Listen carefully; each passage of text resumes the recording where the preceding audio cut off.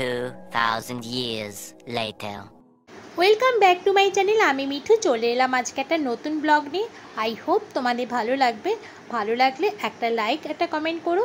তোমরা যে যেখান থেকে আমার ভিডিও দেখছো, যদি তোমরা আমার চ্যানেলটাকে সাবস্ক্রাইব না করে থাকো আর আমার ভিডিও যদি দেখে তোমাদের ভালো লাগে, তাহলে কিন্তু চ্যানেলটাকে সাবস্ক্রাইব করে আমার পাশে থেকে যেও। আর পাশে থাকা বেল আইকনটাকে কিন্তু বাজিয়ে রেখো। যখনই আমি নিত্য নতুন ভিডিও নিয়ে আসবো তোমাদের কাছে পৌঁছে যাবে। আর যারা ফেসবুক থেকে দেখছো তারা কিন্তু আমার প্রোফাইলটাকে ফলো করে রেখো। এই সুন্দর আকাশ যে আমার কি ভালো লাগে। আমি আকাশের নিচে যখন যাই, এই সুন্দর সুন্দর আকাশ দেখলেই না সঙ্গে সঙ্গে ক্যামেরা বন্দি করে নিই। কি তোমরা আমার মতন কে কে আছো বলো তো? চলো এই আকাশটা দেখতে দেখতে আজকে আমি তোমাদের সঙ্গে সবটাই শেয়ার করব, কোথায় যাব, কি করব না করব। আর আজকে উল্টো রথ। উল্টো রথে সবাইকে অনেক অনেক শুভেচ্ছার ভালোবাসা। আর আজকে সকালে পাখির ডাকে আমার ঘুম ভেঙেছে। পাখিরা আমাদের কাঁঠাল গাছে এসে কত কথা কত ঝগড়া, সে কি বলবো তোমাদের। যাই হোক, পাখির ডাক তোমরাই একটু শুনে নাও আর আমিও কিন্তু একটু শুনি। আর ওরা কী যে খেলা করছে, তাই সেই জন্যই ভাবলাম একটু ক্যামেরা বন্দি করে নিই, তোমাদের সঙ্গে একটু শেয়ার করি। কি তোমাদের ভালো লাগলো তো? চলো, তারপর পাখিগুলো কী সুন্দর উড়ে যাচ্ছে। আর এই দেখতে দেখতে অনেকটা সময় পেরিয়ে গেছে। এখন ঘড়িতে বাজে ওই 7টা মতন। আজকে আমাদের যেতে হবে অনেক দূরে। কোথায় যাব সেটা সম্পূর্ণ তোমাদের সঙ্গে শেয়ার করব। আশা করি তোমরা সবাই কিন্তু খুব ভালো আছো। আর আজকের দিনটা আমরা অনেক কিছু প্ল্যান করেছিলাম। জানি না এই প্ল্যানটা কত দূর পর্যন্ত আমাদের যাবে। পাখির ডাক শুনতে শুনতে দাঁত ব্রাশ করে চা করে খেয়ে নিলাম। রাজাকে ঘরে দিয়ে এসেছি, আমি কিন্তু এই দেখো লবিতে দাঁড়িয়ে দাঁড়িয়ে চাটা খাচ্ছি। আর এদিকে আমি ভাত বসিয়ে দিয়েছি। আজকে আমি কোনো ব্রেকফাস্ট বানাবো না, কেননা আমরা 8:30টার সময় বেরিয়ে যাব। সেই জন্য ব্রেকফাস্টের বদলে এটাই কিন্তু আমাদের ব্রেকফাস্ট হবে। আলু সেদ্ধ, ভাত আর ঘি। এটা আমার ভীষণ প্রিয় খাদ্য। তারপরে এদিকে দেখো, আমি যেই দরজাটা খুললাম, হু করে হাওয়াও দিল। এত সুন্দর এখানে হাওয়া আসে না, কি বলবো। আমি যেন রান্না করতে পারি না, মানে গ্যাস নিভে যায়, এত সুন্দর এখানে হাওয়া পাওয়া যায় আর কি। চলো একটু বাইরের দিকটা তোমাদেরকে দেখিয়ে নিয়ে আসি। এখানে আমাদের তুলসী গাছ আছে, তা একটু প্রণাম করে নিলাম। আর এদিকে আকাশটার অবস্থা দেখতে পেয়েছো, মেঘাচ্ছন্ন হয়ে রয়েছে, তবে বৃষ্টি কিন্তু হয়নি। এটা কিন্তু শনিবারের ভিডিও, মানে উল্টো রথের দিনের ভিডিও। আমার পোস্ট করতে একটু দেরি হয়ে গেল। তোমাদের দাদা ভাই এদিকে ঘরে দেখো সব ডাক্তারের রিপোর্ট, জেরক্স, এগুলো সব কিন্তু জেরক্স করছি কেন, এটা হচ্ছে এক্স-রে প্লেটগুলো সব রেডি করে নিচ্ছে। আমরা তো যাব আজকে। আর এদিকে আমার ঘরের কোনো কাজকর্ম হয়নি। এদিকে আমার কাজের দিদিও আসবে না। প্রচুর কাজ একা হাতে সব সামলে নিতে হবে। সব কমপ্লিট করে, খাওয়া দাওয়া কমপ্লিট করে, ঘড়িতে এখন বাজে 8:20। আমাদের অ্যাম্বুলেন্স এসে গেছে। চলো এবার আমাদের বেরোতে হবে। আমরা বেরিয়ে পড়েছি। আর কিছুটা রাস্তা আমরা যাবার পর কিন্তু আমরা একটা জায়গায় দাঁড়ালাম। এটা হচ্ছে রেস্টরাতে দাঁড়িয়েছি। আর আমরা যাচ্ছি কিন্তু ওই দিল্লি রোড হয়ে। চলো পুরো রাস্তাটা তোমাদের শেয়ার করব। কারা কারা এই রাস্তাটা চেনো অবশ্যই আমাকে কমেন্ট করে জানিও। একটু দুধ চা অর্ডার করেছিল, তা আমরা 4 জন মিলে একটু দুধ চা খেয়ে নিলাম। জানো তো এই দোকানের চাটা ভীষণ সুন্দর খেতে। আর এই দোকানের চাটা বেশ ওই যে আমরা নেপালে যখন গিয়েছিলাম না, ওখানকার চায়ের মতন স্বাদটা। আর যাই হোক, খুব ভালো লাগলো। আবার চা খেয়ে আমরা গাড়িতে উঠে পড়লাম। তোমাদের দাদাভাই দেখো ওই যে উঠেছে। আর পেছনে আমার মামা শ্বশুর রয়েছে, দেখো বেডে শোয়া রয়েছে। এই মামা শ্বশুরকে নিয়ে কিন্তু আমরা যাচ্ছি আজকে কলকাতার হসপিটালে। কোন হসপিটালে যাচ্ছি তোমাদের এক এক করে বলবো। আর এবার আমাদের গাড়ি কিন্তু খুব জোরে ছুটছে, কেন আমাদের 10:30টার মধ্যে কিন্তু ওখানে পৌঁছাতে হবে, যেহেতু ডাক্তারে আমাদের অ্যাপয়েন্টমেন্ট করা আছে। আর ওখানে আমাদের ডাক্তারকে দেখাবো, যে ডাক্তারের নাম হচ্ছে doctor Atul Srivastava, orthopaedic doctor, খুবই ভালো। যাই হোক, ওনার কাছে আমরা এবার প্রথম যাব। আর মামাকে তোমরা জানো যে আমি এর আগে একটা ভিডিও পোস্ট করেছিলাম, মামার হিপ জয়েন্ট সার্জারি হয়েছে। তা যে হসপিটালে আমাদের হয়েছিল সেই হসপিটাল কিন্তু সাকসেসফুল হয়নি। ভট্টাচারিয়া অর্থোপেডি, যেটা নারায়ণপুর আছে, নারায়ণপুরে আর কি অবস্থিত ওই হসপিটালটা, শুধুই হাড়ের হাসপাতাল। তো সেখান থেকে কিন্তু মামার অপারেশনটা হয়েছিল। তো সেখানে কিন্তু সাকসেসফুল হয়নি। 4 মাস যেতেই মামার ওখানে আবার ব্যথা শুরু হয়। তা আমরা কিন্তু বুঝতে পারিনি, আমরা ভেবেছি এক্সারসাইজ করতে করতে হয়তো, ফিজিওথেরাপি দাদা আসতো এক্সারসাইজ করাতে, তা সেটা করতে করতে হয়তো মামার একটু ব্যথা ট্যাথা লাগছে। তখন হঠাৎ আমাদের ফিজিওথেরাপি দাদা বলেন যে ওনাকে একটা এক্সরে করান।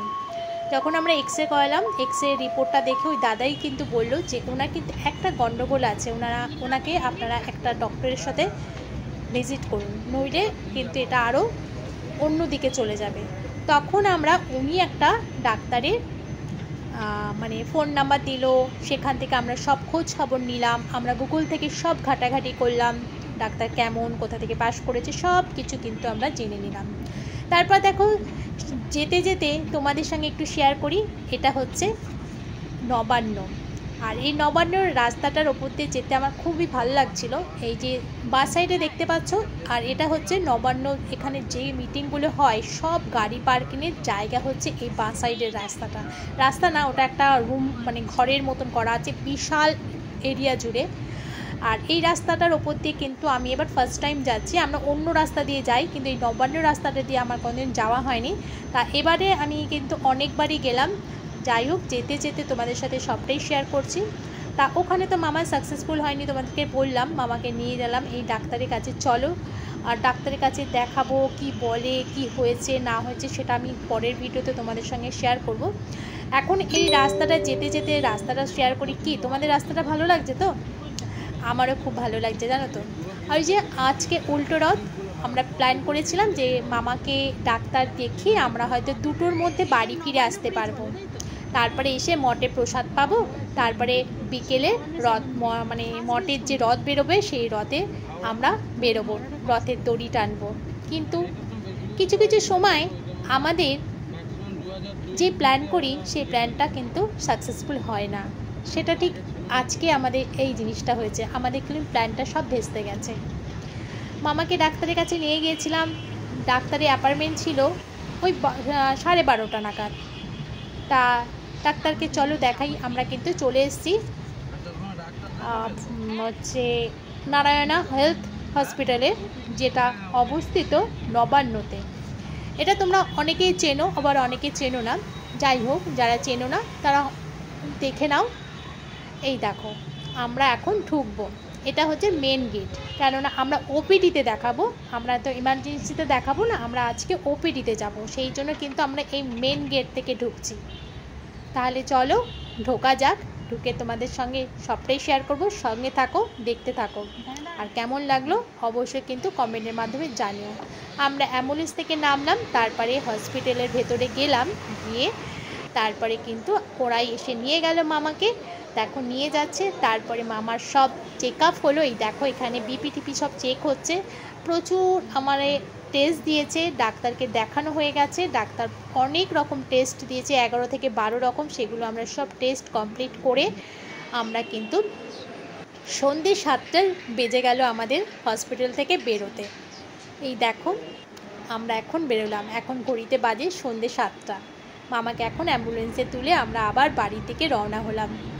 আজকে আমাদের বাড়ি যেতে যেতে মানে আমাদের 9টা বেজে গেছে। 9টা কি 7টে ওখান থেকে বেরিয়েছি, হ্যাঁ 9টা বেজে গেছে আমাদের। যেহেতু আমাদের বাড়ি থেকে হসপিটালটা 1.5 ঘন্টা সময় লাগে, তারপরে রাস্তায় প্রচুর জ্যাম, মহরম ছিল, তার মধ্যে রথ ছিল, প্রচুর জ্যাম। এই যে আমরা হাইওয়ে দিয়ে যাচ্ছি, দেখো এই হাইওয়ে রাস্তাটা কি যে ভালো লাগছে না দেখতে, আমার তো খুব ভালো লাগছে, তাই জন্য রাস্তাটা তোমাদের সঙ্গে শেয়ার করে নিলাম।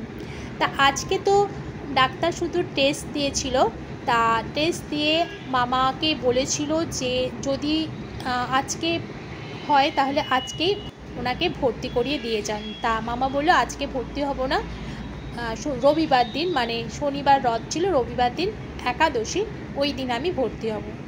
সেই জন্য আমরা বাড়ি চলে এলাম মামাকে নিয়ে।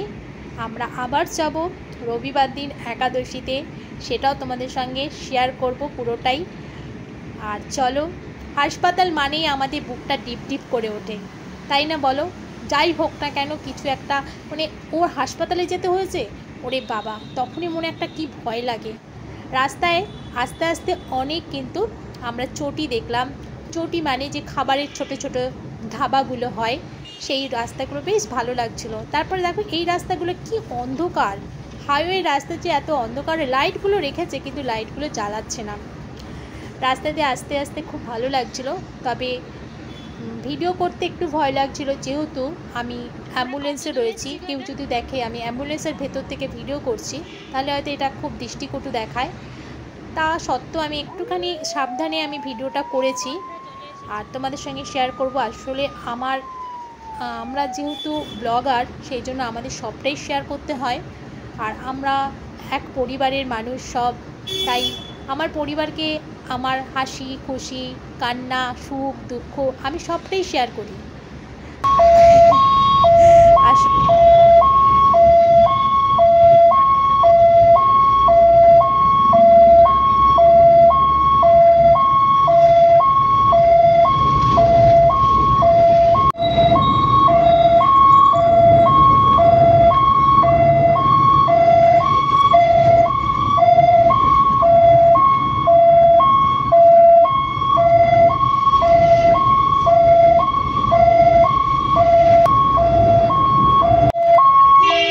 রাস্তায় আস্তে আস্তে দুটো রথ দেখতে পেলাম, বেশ ভালো লাগলো।